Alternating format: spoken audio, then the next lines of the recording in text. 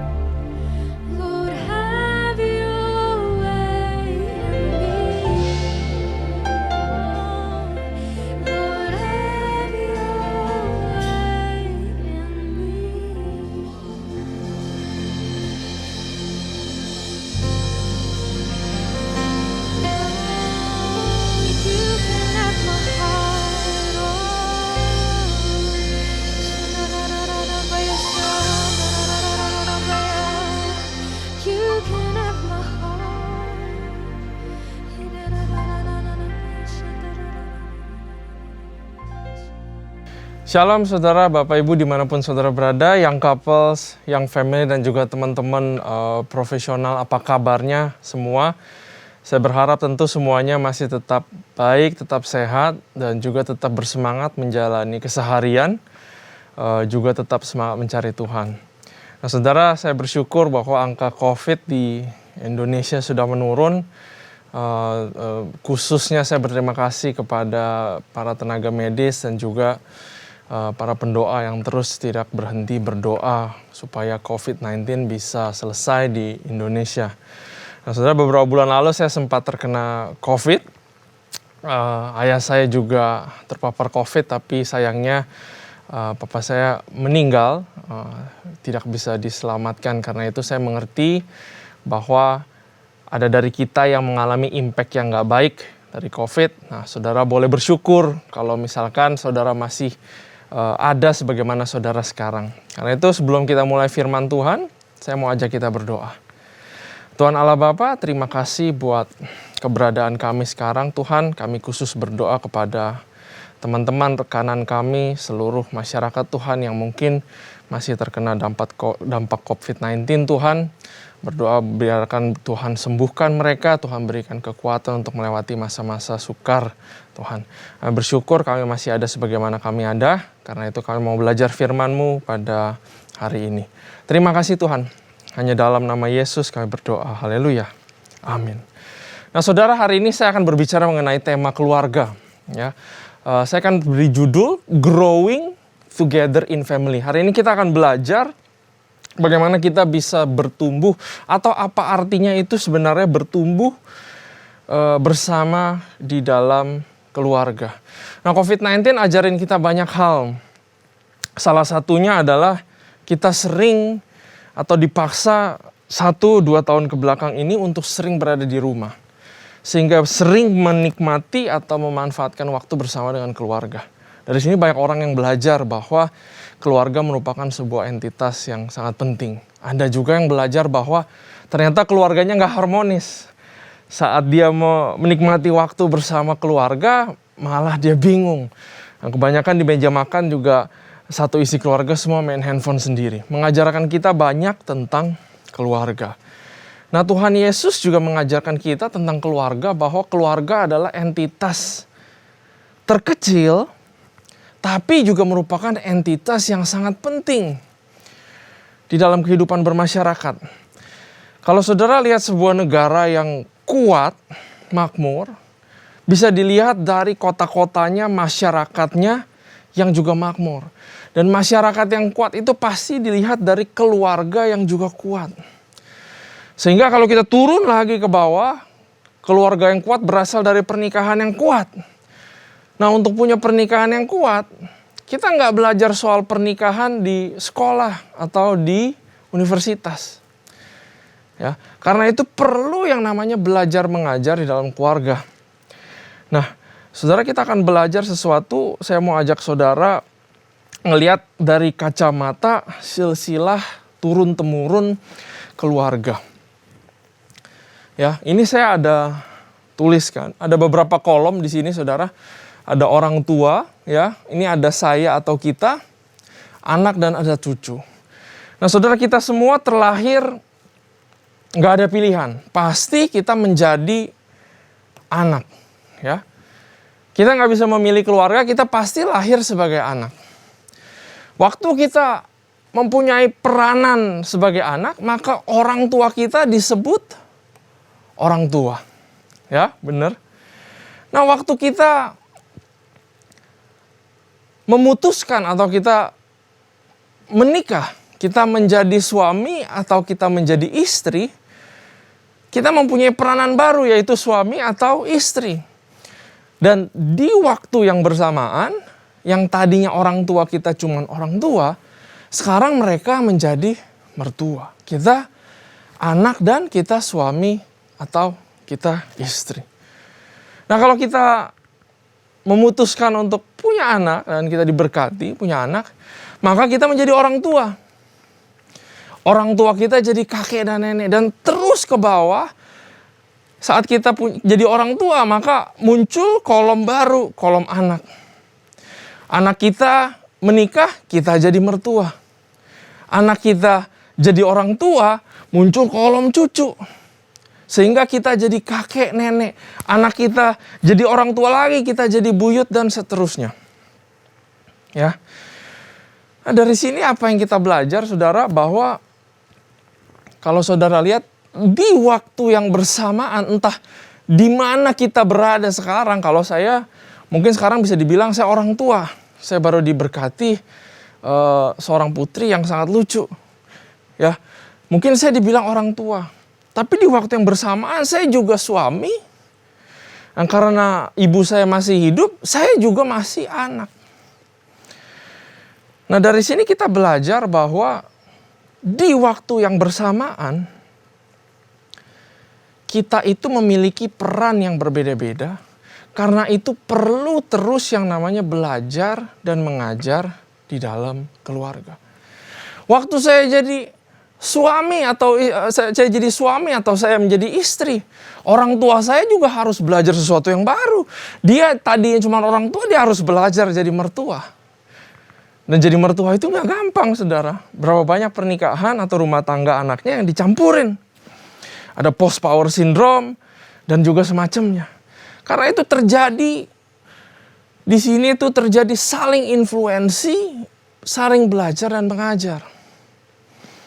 Bagaimana saya menjadi suami sangat ditentukan waktu saya melihat papa saya sebagai seorang suami. Bagaimana saya jadi orang tua sangat bergantung bagaimana saya melihat orang tua saya ngajarin saya sewaktu saya anak. Begitu juga apa yang saya belajar dari orang tua saya, secara langsung atau tidak langsung pasti saya akan ajarkan kepada anak saya. Inilah yang dimaksud dengan belajar dan mengajar saling influensi di dalam keluarga. Banyak dari kita yang belajar, belajar dari sekolah, belajar dari universitas, belajar dari tempat marketplace, belajar dari motivator, dari buku ini, dari buku itu. Padahal Tuhan menciptakan kita di dalam keluarga, banyak hal yang harus kita belajar. Yang semua ini akan membentuk kepribadian kita. Jadi saya nggak bisa bilang bahwa, saya udah punya anak. Saya harus menghidupi anak saya harus menghidupi keluarga saya. Karena itu dia bilang ke papa mamanya, saya udah gak terlalu bisa take care kalian. Saya udah gak bisa banyak-banyak kasih kalian uang. Karena saya punya anak.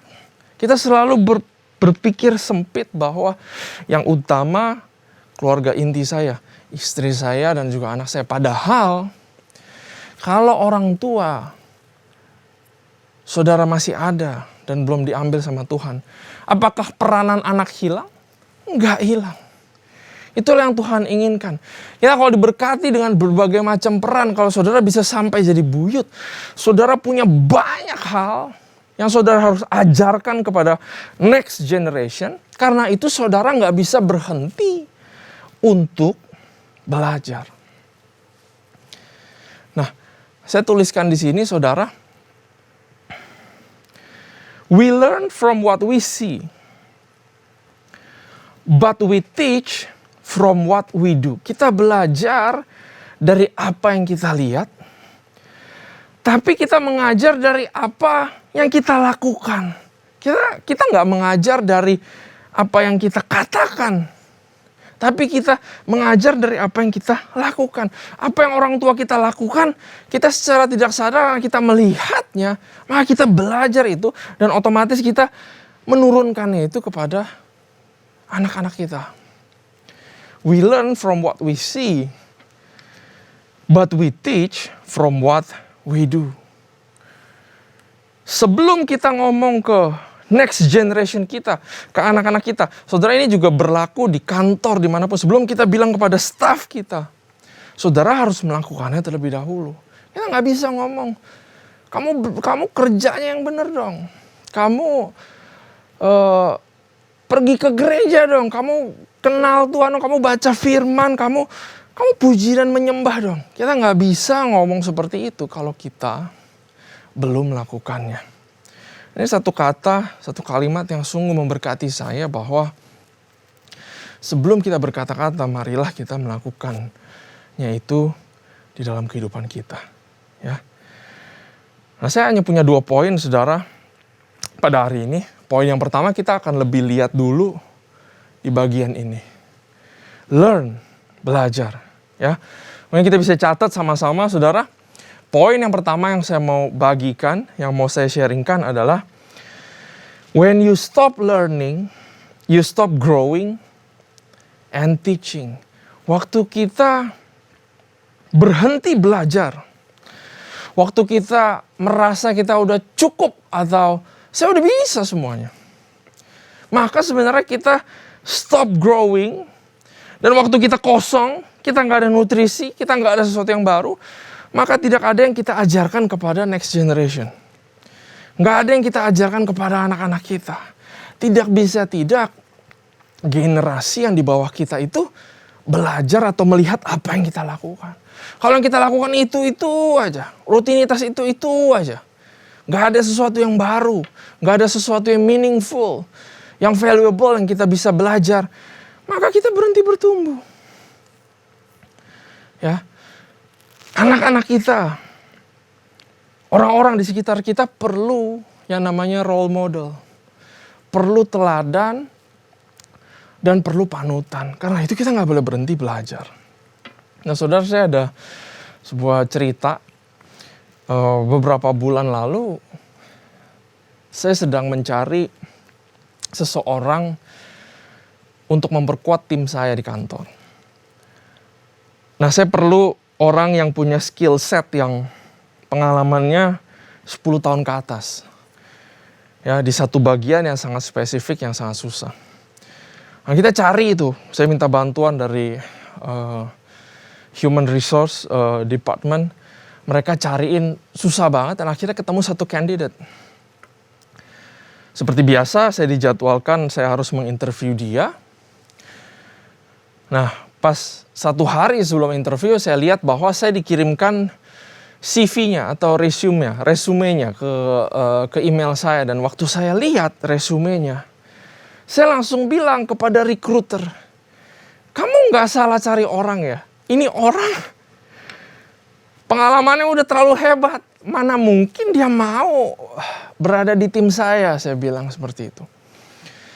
Tapi recruiter bilang, udah coba aja Pak, interview dulu. Ya udahlah, akhirnya saya interview. Karena saya lihat pengalamannya begitu hebat, saya cukup terintimidasi. Hari sebelumnya saya belajar. Dan saya udah siapin pertanyaan-pertanyaan supaya saya nggak kelihatan bodoh di depan dia gitu. Akhirnya pas lagi hari interview, setelah ngobrol setengah jam, akhirnya saya bilang sama dia begini. Kalau kamu cocok masuk partnership kita di tim ini dan kita bisa melakukan ini, itu dan segala macam. Rasanya saya yang harus banyak belajar loh dari kamu. Saya bilang gitu. Dia lebih tua, mungkin lebih tua dari saya 10 tahun ya. Saya panggil dia aja Pak gitu ya. Pak, rasanya saya yang banyak belajar nih. Kalau lihat dari pengalaman Bapak sih, saya bingung kenapa Bapak mau pindah. Dia di bagian perbankan. Kalau saudara lihat pangkatnya bisa kaget. Lihat nama banknya aja bisa kaget. Saya yang bakal banyak belajar. Karena itu saya kasih pertanyaan terakhir deh ke Bapak ya. Ngapain Bapak mau capek-capek terima ini interview? Dan kenapa Bapak tertarik untuk kerja di tempat saya bekerja? Lalu saya kaget, si Bapak ini ngomong begini. Dia bilang, menurut saya masih harus banyak belajar. Terus saya bilang lagi sama dia, mau belajar apa lagi Pak? Pengalaman udah begitu hebat. Nah lalu dia bilang begini, di tempat saya bekerja, perusahaannya itu bank. Begitu terus, berpuluh-puluh tahun begitu terus. Nggak ada perubahan apa-apa. Ya, pemimpin-pemimpinnya udah tua-tua semuanya. Ada yang kakek nenek bisa dibilang. Ya, perusahaannya konvensional, kuno. Nah, sedangkan di tempat Bapak bekerja, dia ngomong ke saya, perusahaan ini kan seperti startup ya, anak muda semua. Pemimpinnya masih muda-muda. Nah, saya juga punya anak yang masih muda, dia bilang gitu.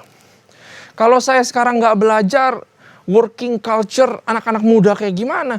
Bisa jadi saya ketinggalan zaman katanya. Dan saya nggak bisa kasih contoh atau pelajaran yang baik buat anak-anak saya yang generasi milenial sedang bertumbuh. Wah, waktu dia ngomong kayak gitu saudara, saya langsung pikir, ternyata nggak telat ya untuk memulai sesuatu, apalagi untuk belajar sesuatu. Saya rasa di interview itu pengen tepuk tangan. Wah, ini jawaban paling hebat, paling luar biasa yang saya dengar saudara. Karena itu tidak pernah terlambat untuk kita terus belajar. Saudara, apa yang saudara belajar pada saat-saat seperti sekarang? Apakah saudara belajar berbisnis? Itu sesuatu yang baik. Saudara belajar motivator, belajar karakter. Saudara belajar time management. Semuanya baik, saudara. Ya. Nah, pertanyaan saya, apa yang saudara belajar? Mungkin ini bisa jadi satu refleksi. Karena 2 Timotius 1 ayat 5 bilang seperti ini, saudara. Paulus bilang kepada Timotius seperti ini. Hei Timotius, sebab aku teringat akan imanmu yang tulus ikhlas. Yaitu iman yang pertama-tama hidup di dalam nenekmu Lois dan di dalam ibumu Eunike, dan yang aku yakin hidup juga di dalam dirimu. Dia bilang secara tidak langsung, dia bilang begini ke Timotius. Timotius, saya lihat ada iman di dalam kamu. Tapi ingat, iman yang kamu punya, kamu belajar dari mana? Kamu belajar karena kamu melihat ibumu Eunike juga punya iman. Dan ibumu bisa punya iman karena dia lihat nenekmu Lois, dia juga hidup mempraktekkan imannya. Ya. Jadi Timotius belajar sesuatu dari ibunya dan dari neneknya. Sesuatu yang berharga lebih daripada emas perak yang saya sebut dengan harta rohani. Nah saudara, kalau kita nggak belajar firman Tuhan, kalau kita nggak belajar memuji menyembah Tuhan, kalau kita nggak belajar mengenal Tuhan dalam kehidupan, tadi saya bilang belajar tentang hal-hal motivasi, belajar tentang karakter, everything is good. Tapi kalau kita nggak belajar akan value daripada kerajaan Allah itu sendiri, maka saya mau bilang kepada kita semua, mungkin yang kita turunkan kepada generasi kita itu cuma harta, warisan, tanah, rumah, apartemen. Tapi saya sadari bahwa harta yang terbaik yang bisa kita berikan, yang bisa kita pass to the next generation adalah deposito rohani. Dan itu cuma bisa kita dapatkan, cuma kita bisa transfer kalau kita belajar membangun hubungan dengan Tuhan. Nah, saya ditawarin banyak program asuransi. Anak kamu umur berapa ditanya? Saya bilang 6 bulan. Wah, itu pas tuh. Karena kalau udah 1 tahun, premi asuransinya mahal. Ini asuransi buat apa sih? Saya bilang. Oh ini kalau kamu nabung terus 10 tahun, nanti waktu dia umur 18 tahun, dia kuliah, duitnya ada. Juga ditawarin lagi yang lain. Kamu nabung terus nih, per bulan. Kamu tinggal bilang, mau nabungnya berapa. Nanti udah 10 tahun nabung, kalau kamu mati, dia bilang, kalau kamu meninggal, kamu akan punya warisan yang berlipat-lipat langsung dikasih sama kita. Ke anakmu ahli waris, gitu. Itu baik saudara, ya. Saya juga berpikir ke sana untuk investasi ke sana. Tapi lagi-lagi saya berpikir bahwa kalau saya bisa wariskan sesuatu, entah itu uang, entah itu tanah, entah itu rumah, nah, puji Tuhan. Tapi bagaimana anak saya nanti mempergunakan uang itu bergantung dari apa yang dia pelajari dari bapaknya waktu bapaknya masih hidup. Apakah bapaknya kenal Tuhan, takut akan Tuhan, mempergunakan uang dengan bijak? Itulah yang menjadi hal yang terpenting. Ya.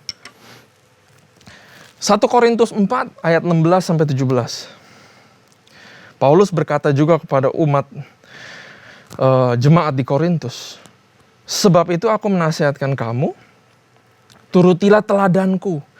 Justru itulah sebabnya aku mengirimkan kepadamu Timotius, yang adalah anakku yang kekasih dan yang setia dalam Tuhan. Ia akan memperingatkan kamu akan hidup yang kuturuti dalam Kristus Yesus, seperti yang kuajarkan di mana-mana dalam setiap jemaat. Singkatnya, Paulus bilang kepada jemaat Korintus, kamu belajar dari Timotius deh.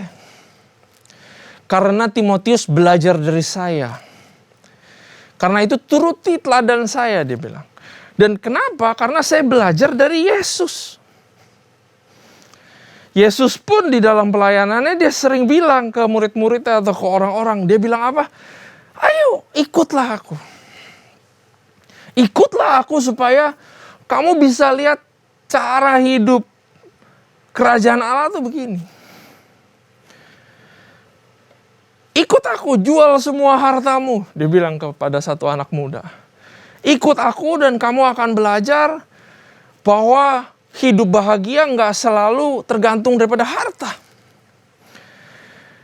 Dia bilang lagi, ikut aku kasih lihat gimana cara menjala manusia.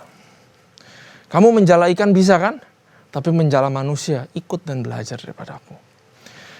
Nah saudara, kalau saudara saat itu ditantang oleh Yesus seperti itu, atau bayangkan kita salah satu jemaat di Korintus yang tiba-tiba datang surat bilang belajar sama aku, kata Paulus. Ya, mungkin kita bisa langsung bilang, siapa kamu? Benar gak? Paulus, siapa itu? Suruh saya belajar. Emang pendidikannya apa dia? Emang dia rabi? Ya. Emang dia pendeta? Emang dia PDM? Kenapa sih harus belajar? Nah kebanyakan dari kita saudara, zaman now udah sulit untuk belajar. Karena itu untuk belajar kita butuh yang namanya kerendahan hati. Kerendahan hati itu sama persis kayak Yesus yang dia bilang, saya tidak menganggap kesetaraan saya sama Allah sesuatu yang harus dipertahankan. Tapi saya kosongkan diri saya. Saya kosongkan supaya saya lemah, dia bilang. Dalam tanda kutip, supaya saya lemah. Karena supaya manusia-manusia yang lain, yang tahu kekurangannya, bisa berbaur dengan Yesus. Itu kerendahan hati, saudara. Kita tahu kemampuan kita. Kerendahan hati nggak ngediskon kemampuan kita. Kita tahu kita bisa sesuatu. Tapi kita tidak melihat itu sebagai hal yang harus kita banggakan. Tapi kita bisa melihat apa yang masih kurang dalam diri kita. Dan tetap terus belajar. Saudara, kalau balik lagi sini, ya, selama masih anak, saudara, kita nggak pernah berhenti untuk belajar apa? Menghormati orang tua. Kita nggak pernah berhenti belajar untuk take care. Saat kita menjadi suami, kita nggak boleh berhenti belajar bagaimana cara jadi suami yang baik. Kita harus terus belajar merendahkan diri satu dengan yang lain. Kita belajar menghormati satu dengan yang lain. Saudara, kita belajar bekerja sama. Kita belajar tahu batas. Kita belajar mengampuni dan kita belajar mengasihi. Inilah, this is the beauty growing together in family. Nah, saudara, saya punya papa yang gak sempurna. Papa saya sudah meninggal. Saya punya role model yang gak baik. Ya, papa saya itu melakukan kekerasan rumah tangga. Saya satu peser pun gak pernah dibiayai untuk sekolah. Mama saya yang cari duit di luar sana. Saya sering lihat papa saya gak ada di rumah. Pokoknya saya gak punya role model yang baik. Nah saudara bersyukur kalau saudara punya keluarga atau punya orang tua yang baik. Tapi apabila kita nggak punya role model yang baik, saudara, maka kita harus mengizinkan firman Tuhan itu mengintervensi kehidupan kita. Dan ini nganterin saya ke poin yang kedua, ya. Ke poin yang kedua, yaitu we teach from what we do. Karena kita nggak punya role model yang baik, kita nggak tahu bagaimana harus jadi suami. Saya nggak tahu gimana harus jadi orang tua. Saya nggak tahu gimana cara jadi kakek dan nenek dan seterusnya. Tapi anak-anak kita melihat dari apa yang kita lakukan. Karena itu, saudara, kita harus berubah. Nah, poin saya yang terakhir, saya tutup di poin ini. We need to change because our children see and learn from what we do. Kita perlu berubah karena anak-anak kita melihat dan belajar dari apa yang kita lakukan. Kita harus berubah. Satu hari Abraham kepepet. Ini bukan istri saya. Ini saudara saya. Dia takut kepepet, dia takut dibunuh.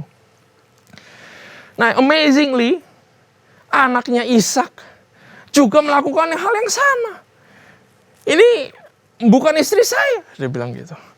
Yang bapaknya berbohong, anaknya juga berbohong. Padahal Ishak itu nggak lihat kan, waktu Abraham itu bohong.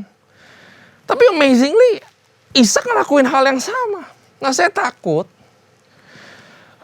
Itu nggak ngelihat loh Ishak ya. Saya takut kalau Ishak ngelihat, dia akan lakukan yang lebih parah. Ya, nggak cuma melakukan hal yang sama, dia bisa ngelakuin yang lebih parah. Makanya kita harus berubah. Ishak nggak berubah. Anaknya Yakub, artinya apa? Bapak penipu. 3 keturunan suka bohong, suka tipu. Nah, bagaimana untuk memutuskan rantai-rantai seperti kalau saya tahu papa saya alkoholik, saya tahu ada suatu hal yang jelek yang diturunkan dari papa saya harus berubah. We need apa saudara? We need to change. Perubahan itu, kata Roma 12 ayat 2, janganlah kamu menjadi serupa dengan dunia ini, tetapi berubahlah oleh pembaharuan budimu, sehingga kamu dapat membedakan manakah kehendak Allah, apa yang baik, yang berkenan kepada Allah, dan yang sempurna. Bahasa Inggrisnya, do not conform to the pattern of this world, but be transformed by the renewing of your mind. Then you will be able to test and approve what God's will is, His good, pleasing and perfect will. Ya. Nah, saudara, kata conform ini, ya, con itu artinya di dalam.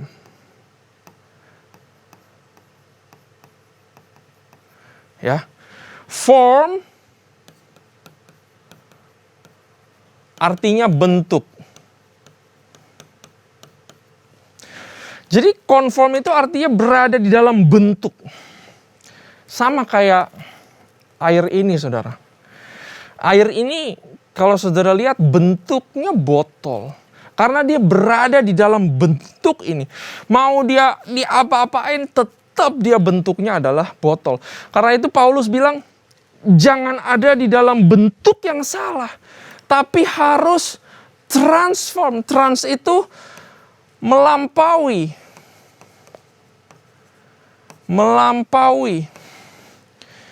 Jadi Paulus bilang, hey, air ini kamu, kehidupanmu.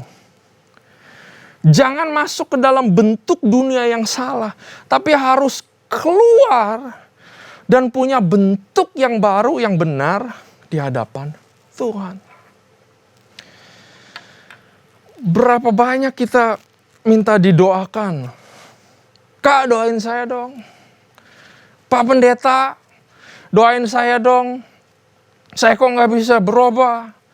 Saya kecanduan rokok, alkohol. Kenapa saya nggak bisa berubah? Doain saya dong. Oke, didoain. Saudara, selama bentuknya sama mau didoain terus, dia tetap aja begini. Nggak bisa berubah. Oh, nggak cukup didoain. Saya mau diurapi. Udah, olesin minyak. Berubah gak? Enggak, karena bentuknya sama. Oh, urapin kurang.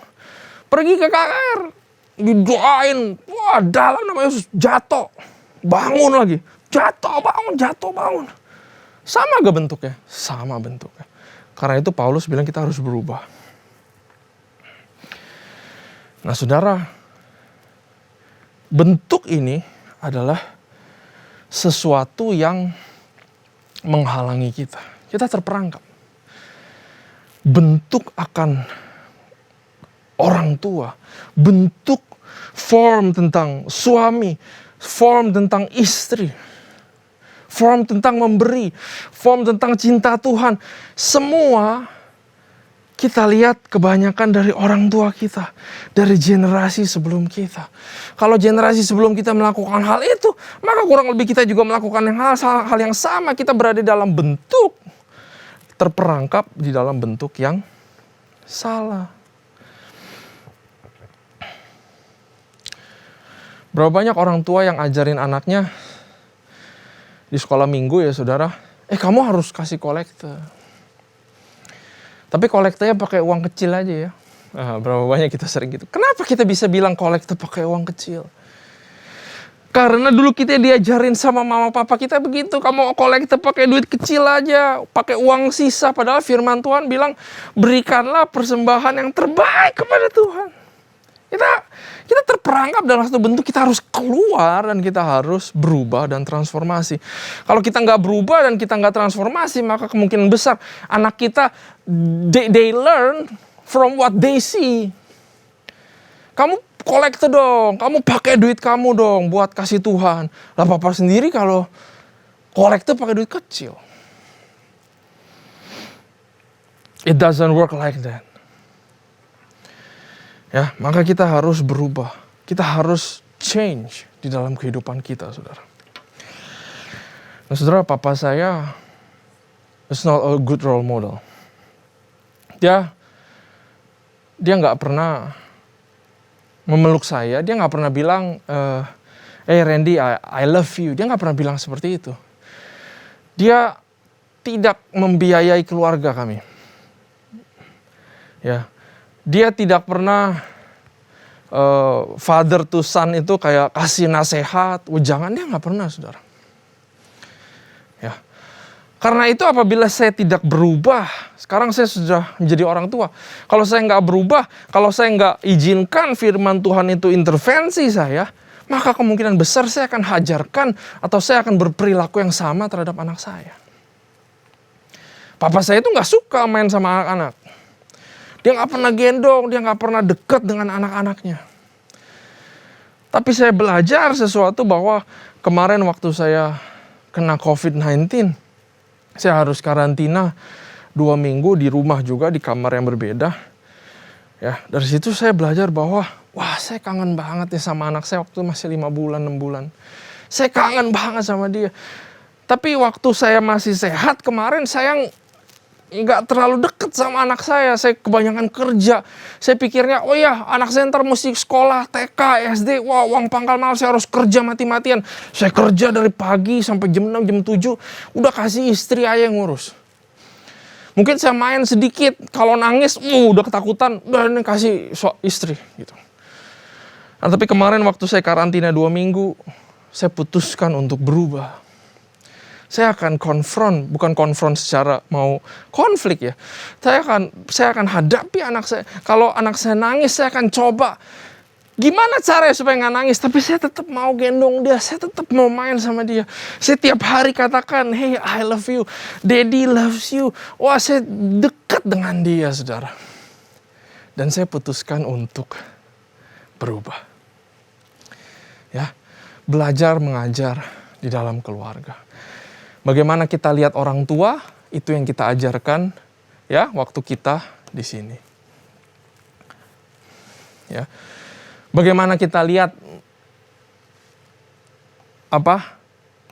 orang tua kita sebagai mertua, kemungkinan besar yang akan kita lakukan terhadap suami atau istri atau suami atau istri anak kita, saudara. Ini adalah belajar mengajar dalam keluarga.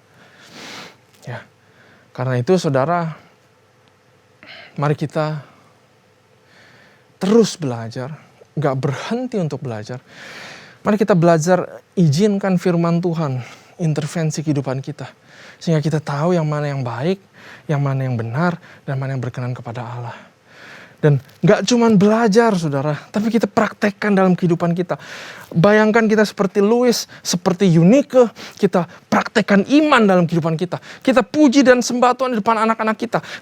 Kita sering melakukan berdoa di depan anak-anak kita, di depan anak generation kita. Kita berlaku jujur, kita hidup saleh, kita hidup benar, kita hidup takut akan Tuhan. Dan saya percaya saudara, mungkin kita ngomong dikit, punya waktu khotbah dikit ke generasi selanjutnya. Tapi mereka akan melihat apa yang kita lakukan dalam kehidupan. Dan mereka akan belajar. Saat mereka belajar, mereka praktekkan. Anak mereka melihat lagi.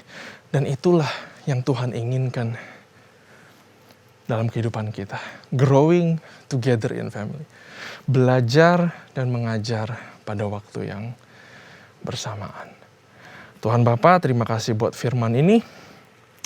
Percaya bahwa kami mengajarkan bukan berkhotbah, tapi kami mengajarkan kepada generasi-generasi selanjutnya dari apa yang kita belajar dan apa yang kita lakukan Tuhan. Karena itu saya nggak mau berhenti, kami semua nggak mau berhenti untuk belajar sesuatu yang baru, belajar sesuatu yang baik, belajar deposito harta rohani yang Kau berikan di dalam firman-Mu Tuhan. Yang kami mau praktekkan dalam kehidupan kami, supaya anak kami melihat dan dia mengajarkannya kembali kepada anak-anaknya lagi Tuhan. Sehingga bisa terjadi grow together in family.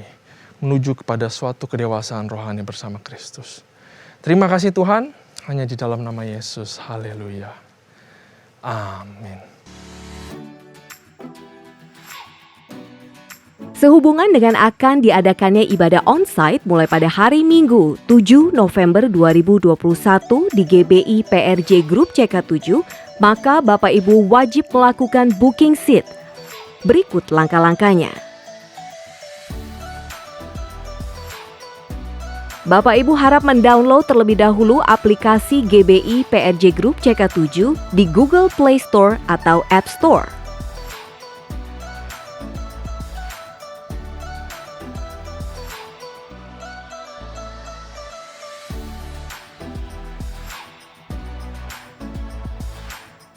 Lakukan registrasi dengan mengisi data-data pribadi yang diminta.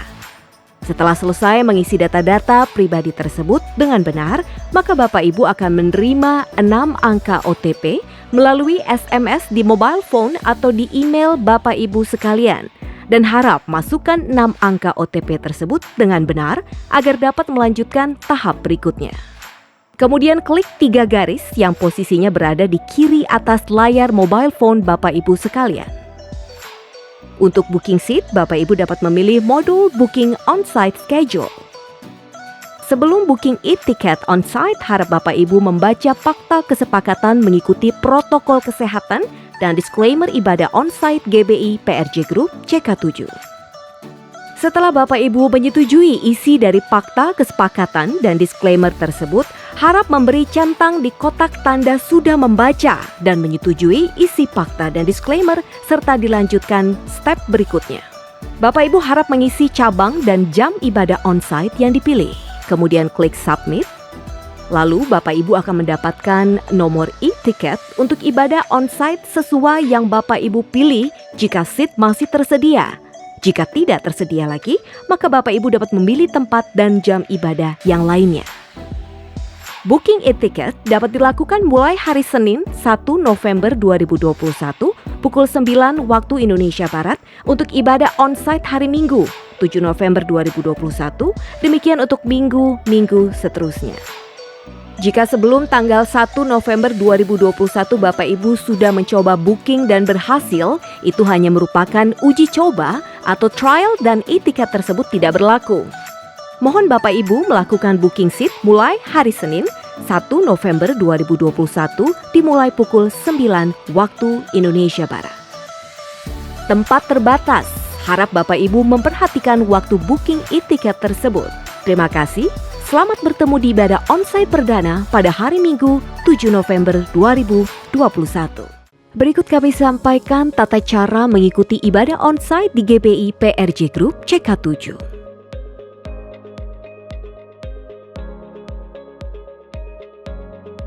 Pastikan di mobile phone Bapak Ibu sudah memiliki aplikasi Peduli Lindungi dan sudah terdaftar di aplikasi tersebut. Setiap yang hadir wajib mendaftar secara personal di mobile phone masing-masing. Pada saat Bapak Ibu tiba di tempat ibadah, wajib untuk scan aplikasi Peduli Lindungi dengan status berwarna hijau.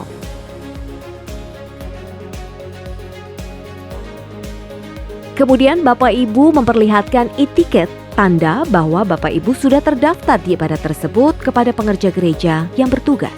Harap Bapak Ibu hadir di tempat dan jam ibadah sesuai dengan yang Bapak Ibu booking.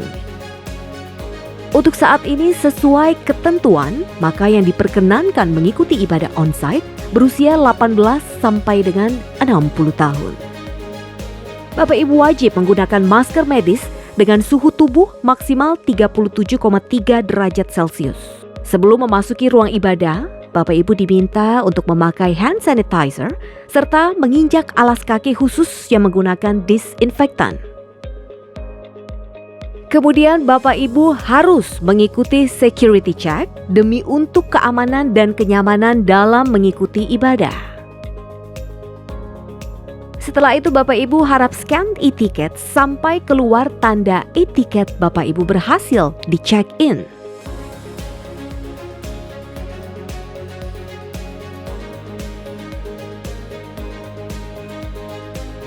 Sebelum memasuki ruang ibadah, Bapak Ibu dapat memperlihatkan e-tiket Bapak Ibu yang sudah berhasil di check-in tersebut kepada pengerja gereja yang bertugas. Khusus minggu pertama dan ketiga, setelah scan e-tiket, Bapak Ibu harap mengambil roti dan anggur perjamuan kudus sebelum mengikuti ibadah di tempat yang tersedia. Ruang ibadah onsite sudah disteril dengan menggunakan disinfektan khusus yang dipesan langsung dari USA yang mendapatkan EPA approved. Selama mengikuti ibadah onsite tersebut, Bapak Ibu diminta untuk tetap mengikuti protokol kesehatan seperti wajib tetap menggunakan masker medis, hindari berkerumun, tidak memindahkan atau menggeser kursi. Setelah selesai mengikuti ibadah, harap Bapak Ibu keluar dari ruangan ibadah sesuai arahan dari worship leader dan tetap menjaga jarak satu dengan yang lainnya. Sampai berjumpa di ibadah onsite Minggu 7 November 2021. Terima kasih, Tuhan Yesus memberkati. Shalom komunitas dewasa muda di CK7. Terima kasih sudah berjoin bersama kita dari awal ibadah sampai sekarang. Semoga kita semua diberkati dan ada dalam perlindungan Tuhan. Pertama-tama saya mau mengucapkan terima kasih untuk pembicara yang sudah memberkati kita dengan luar biasa melalui firman Tuhan yang menguatkan dan membangun iman kita. Nah, hari ini saya akan mengajak saudara-saudara untuk memberikan persembahan dan perpuluhan, dan detail bisa dilihat di layar saudara-saudara semuanya.